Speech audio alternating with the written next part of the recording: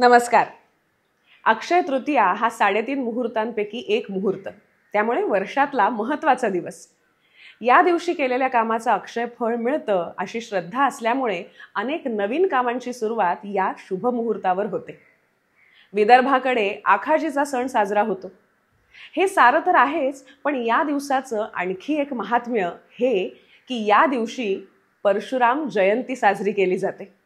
आणि याच निमित्ताने आज आपण आलो आहोत बाणगंगा या मुंबईतील ऐतिहासिक ठिकाणी. इथे परशुराम मंदिर आहे तिथे. हो, मुंबईत परशुराम मंदिर आहे ना नवीन माहिती.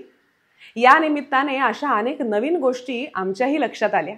चला त्याविषयी थोडं बोलूया, पण तत्पूर्वी दर्शन घेऊया.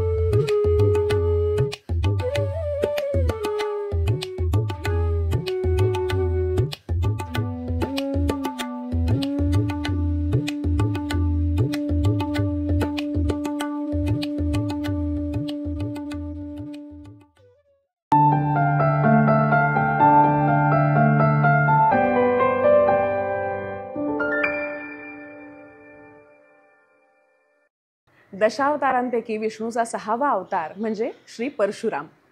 अश्वत्थामा बलिर्व्यासो हनुमानश्च बिभीषणः कृपः परशुरामश्च सप्तैते चिरजीविनः.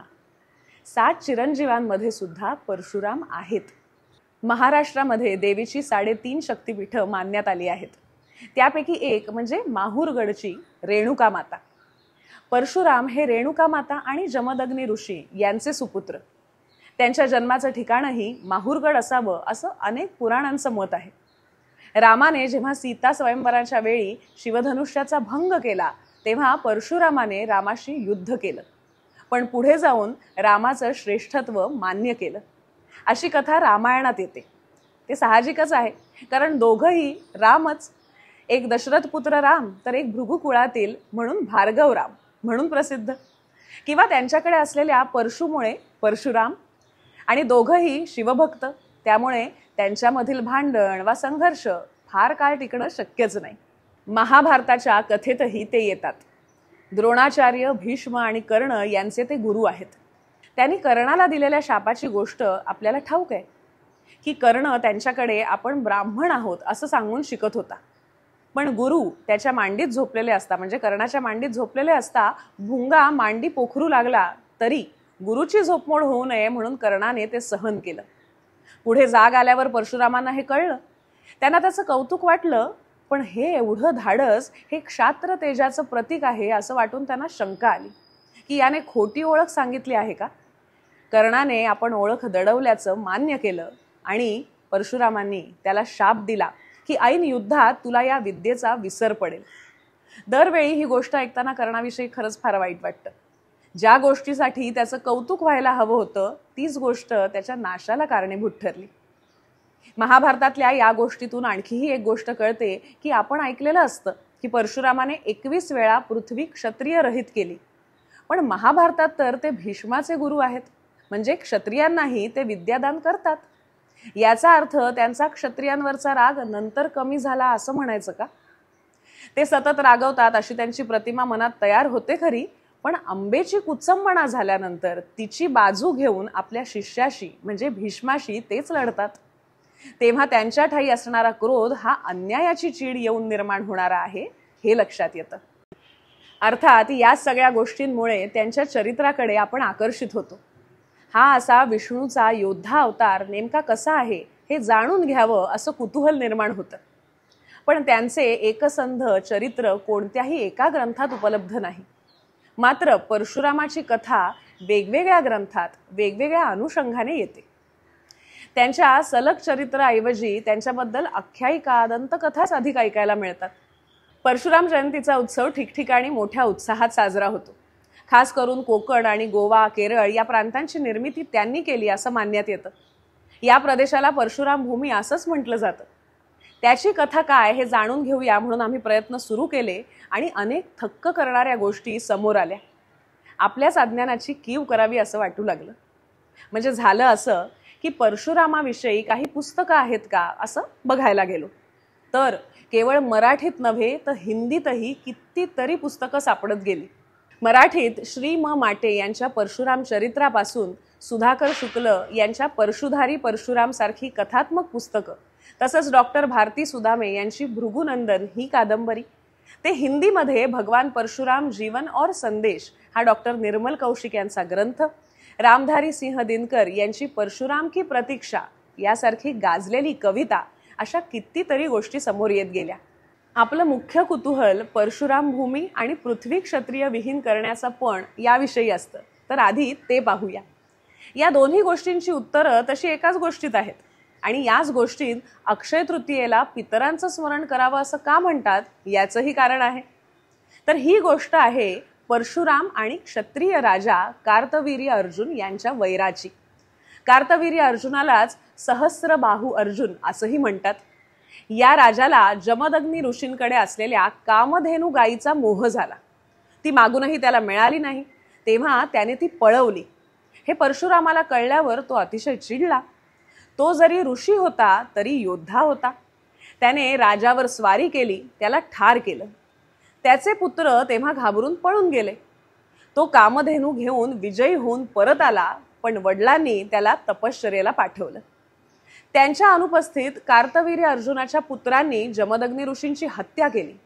परशुराम या अन्यायाने पेटून उठला आणि त्याने सर्व क्षत्रियांचा नाश घडवेन अशी प्रतिज्ञा केली. आईच्या इच्छेप्रमाणे त्याने माहूरगडावर पित्याचे अंत्यसंस्कार केले आणि आई रेणुका माता तिथे सती गेली. आपली प्रतिज्ञा पूर्ण करायला त्याने माहिष्मती नगरीवर आक्रमण केलं. 21 वेळा पृथ्वी क्षत्रिय विहीन केली. म्हणजे बहुधा 21 मोहिमा केल्या, किंवा नेमकी 21 ही संख्या अपेक्षित नसून अनेकदा असं म्हणायचं असेल असंही सांगण्यात येतं. आता उरलेले सगळे क्षत्रिय घाबरले. त्यांनी कश्यप ऋषींना विनंती केली की आपण परशुरामांना थांबवा. कश्यप ऋषींना ठाऊक होतं की आता इतके प्रक्षुब्ध झालेले परशुराम केवळ पूर्वजांनी सांगितलं तरच थांबतील, इतर कुणाचं ते ऐकणारच नाही. तेव्हा त्यांनी रुचिक ऋषी, जे त्यांचे आजोबा होते, त्यांच्या आत्म्याला पाचारण केलं. त्यांनी परशुरामाला दर्शन देऊन सांगितलं की अन्याय करणाऱ्या राजांना वठणीवर आणण्याचं तुझं कार्य आता पूर्ण झालं आहे. आता तू शांत हो आणि तपाला बस. अशा प्रकारे पूर्वजांचे स्मरण केल्याने परशुरामांना योग्य वाट सापडली आणि म्हणूनच आपणही पूर्वजांचं स्मरण करावं, त्यांच्या स्मृतीप्रित्यर्थ दान द्यावं अशी प्रथा आहे. तपाला जाण्याआधी त्यांनी यज्ञ केला आणि ज्या राजांची भूमी त्याने जिंकली होती ती कश्यप ऋषींना दान केली.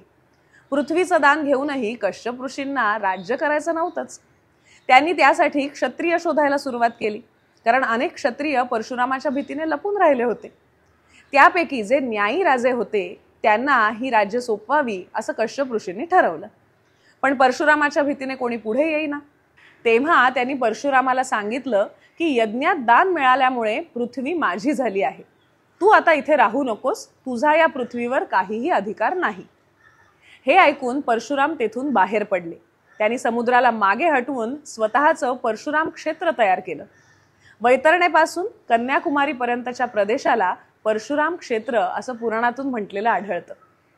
महाराष्ट्रातील संपूर्ण कोकणपट्टी, रत्नागिरी, सिंधुदुर्ग, रायगड, गोवा, कर्नाटकातील उत्तर कर्नाटक आणि कारवारचा भाग आणि केरळ ही परशुरामाने समुद्र मागे हटवून निर्माण केलेली भूमी म्हणून ओळखली जाते. अभ्यास करताना लक्षात आलेली आश्चर्यकारक गोष्ट म्हणजे महाराष्ट्रातले चित्पावन आणि सारस्वत ब्राह्मण आपल्याला परशुरामांनी कोकणात आणून वसवले असं सांगतात. त्यामुळे परशुराम हा प्रामुख्याने या भागातील देव अशी आपली समजूत असते. पण परशुरामाची मंदिरं भारतभर आढळतात. मथुरेत आणि काशीमध्येही मोठ्या प्रमाणात परशुराम जयंतीचा उत्सव साजरा होतो.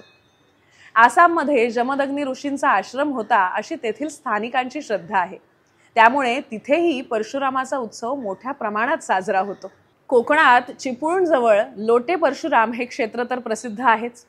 तिथे परशुरामाच्या उत्सवामध्ये ओव्या गायल्या जातात त्या अशा: वाजंत्री वाजती बाणगंगेच्या धक्क्यावरी, परशुराम सख्यावरी अभिषेक. भार्गव राम देव उभे कड्यावरी, निळ्या घोड्यावरी स्वार झाले. अक्षय तृतीयेला उदक कुंभ द्यावा, मनात स्मरावा भार्गव राम. 21 वेळा निक्षत्रिय केली धरणी, अद्भुत वाटे करणी परशुरामाची. परशुराम जयंती आणि अक्षय तृतीयेच्या तुम्हाला सगळ्यांना मनपूर्वक शुभेच्छाही देते. हा आजचा भाग तुम्हाला कसा वाटला हे आम्हाला प्रतिक्रियेमध्ये नक्की सांगा. आणि असे वेगवेगळे विषय पाहण्यासाठी मधुरा वेलणकर साटम ही आमची वाहिनी, हिला पसंती द्या, तिचा प्रसार करा आणि तिचे सभासद व्हा. अर्थात लाईक, शेअर आणि सबस्क्राईब करा आणि बेल आयकॉनवर क्लिक करायला विसरू नका. पुन्हा भेटूया पुढच्या भागामध्ये अशाच एका नव्या गोष्टीसह. धन्यवाद.